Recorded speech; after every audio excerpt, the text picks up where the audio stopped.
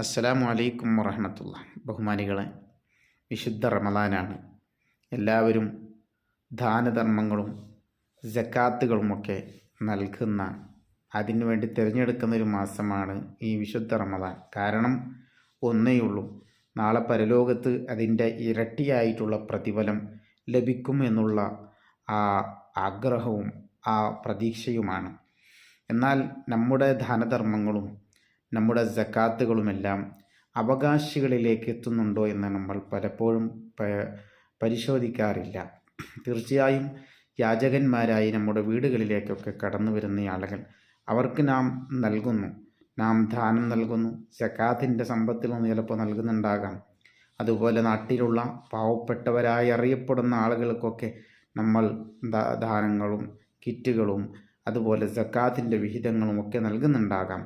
എന്നാലും പലപ്പോഴും നമ്മളൊക്കെ ശ്രദ്ധിക്കാതെ പോകുന്ന ഒരു വിഭാഗം ആളുകളുണ്ട്. അവരാണ് നമ്മുടെ ഉസ്താദുമാർ. അവർക്കുള്ള മനപ്രയാസങ്ങളും സാമ്പത്തികമായ പ്രയാസങ്ങളുമെല്ലാം കടിച്ചിറക്കി അതൊക്കെ ഉള്ളിൽ തന്നെ ഒതുക്കി വെച്ച് ജീവിക്കുന്ന ഒരു വിഭാഗമാണവർ. അവർ യാചകന്മാരായിട്ട് വീട് വീടാന്തരം കയറിപ്പോകാറില്ല. ആരുടെയെങ്കിലും അരികിൽ പോയി കൈ നീട്ടി യാചിക്കുന്ന ഏർപ്പാട് അവർക്കുണ്ടാവില്ല. പക്ഷേ അവരുടെ ഉള്ളിലുള്ള വേദനകളും യാതനകളും നമ്മൾ തിരിച്ചറിയണം.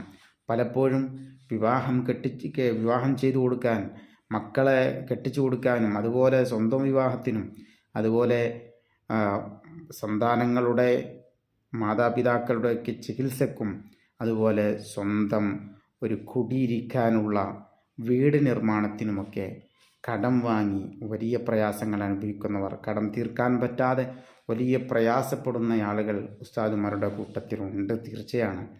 അവർക്ക് അവരുടെ മാസവേതന എത്രയാണ് എന്ന് നമുക്കറിയാലോ. ആ വേതനം കൊണ്ട് അവരുടെ കുടുംബത്തെ പോറ്റാനും ഈ കടം തീർക്കാനും ഒക്കെയായി മതിവരില്ല. അങ്ങനെയുള്ള ആളുകളെ തീർച്ചയായും നമ്മൾ തെരഞ്ഞു പിടിച്ച് അവർക്ക് നൽകണം. തീർച്ചയായും അങ്ങനെ യാചിക്കാൻ മുമ്പിലേക്ക് വരാത്ത, പ്രയാസങ്ങളൊന്നും ആരോടും പറയാതെ ഒതുക്കി വെച്ച് ജീവിക്കുന്ന, നല്ല ഇസ്സത്തോട് ജീവിക്കുന്ന ആളുകളായിരിക്കാം.